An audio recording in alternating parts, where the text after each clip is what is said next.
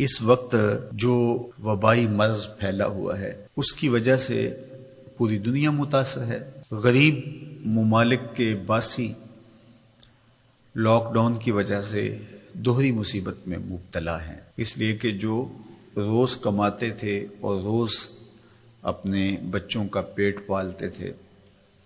تو جب وہ ذرائع رزق بند ہوئے تو ان پر یہ مصیبت بھی آن پڑی۔ ہمارے مالک نے ہمیں حکم دیتے ہوئے ارشاد فرمایا وَفِي أَمْوَالِهِمْ حَقٌّ لِلسَّائِلِ وَالْمَحْرُومِ، ان کے مالوں کے اندر حق ہے، جو مانگنے آتے ہیں ان کا بھی، اور جو محروم ہیں، مانگتے نہیں، طلب نہیں کرتے لیکن حقیقتاً وہ حقدار ہیں،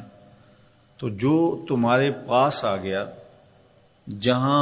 تم نے تقسیم شروع کی وہاں پہنچ گیا، تو تم یہ سمجھے کہ میں نے اپنا فرض پورا کر دیا۔ کہا نہیں، تمہیں ان لوگوں تک بھی پہنچنا پڑے گا، عزت نفس جن کو ہاتھ پھیلانے سے روکتی ہے،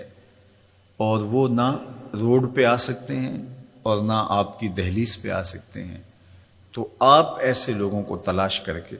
ان کی مدد، نصرت اور اعانت کیجیے۔ تو یہ موقع ہے ایسے لوگوں تک پہنچنے کا۔ ابتداً جب یہ مرض پھیلا تو لگ یہ رہا تھا کہ 1-2 ہفتوں کے بعد حالات معمول پہ آ جائیں گے۔ 1 مہینے سے زیادہ عرصہ بیت رہا ہے اور ابھی تک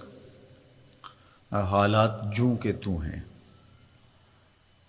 مجبوراً کچھ شعبہ جات کو کھولنا پڑا اور زندگی کا پہیہ جاری رکھنے کے لیے کچھ فیصلے لینے پڑے، لیکن حزم و احتیاط کے ساتھ، احتیاطی تدابیر کے ساتھ ہم سب کو آگے بڑھنا چاہیے۔ مساجد میں لوگوں کے آنے کے حوالے سے بات چل رہی ہے۔ میں سمجھتا ہوں کہ جو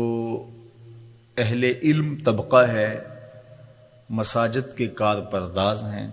علماء کرام ہیں، انہوں نے بھرپور تعاون کیا ہے۔ عمومی طور پہ جب زندگی کی چہل پہل چاروں سمت نظر آتی ہے اور سارا زور مسجد پہ ہی ہوتا ہے کہ یہاں اگر 5 بندے جمع ہو گئے تو کوئی حادثہ ہو جائے گا، جبکہ مسجد کے ساتھ ایک بینک پر لمبی قطاریں لگی ہوئی ہیں اور دوسری جانب لنگر بانٹا جا رہا ہے اور وہاں 1000 آدمی جمع ہے، حکومتی امداد تقسیم کی جا رہی ہے تو وہاں ہزاروں لوگ جمع ہیں۔ ان سب کے بیچوں بیچ ایک مسجد پڑتی ہے، تو سارا زور جب اس پہ ہوتا ہے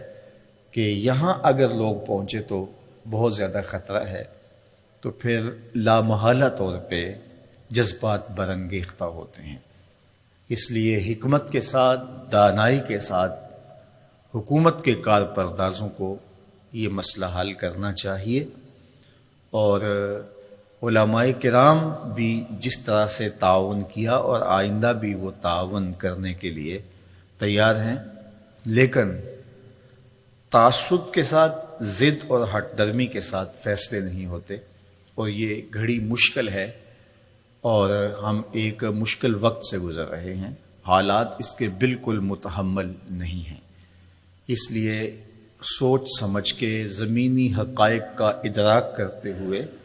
فیصلہ کیا جائے۔ جس طرح باقی شعبہ جات کے اندر گنجائش دی گئی ہے، اس طرح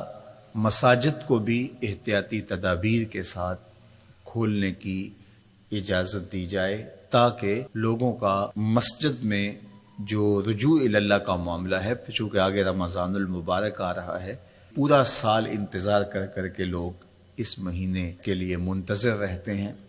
تو اس حوالے سے کل ہونے والی میٹنگ جو ہے،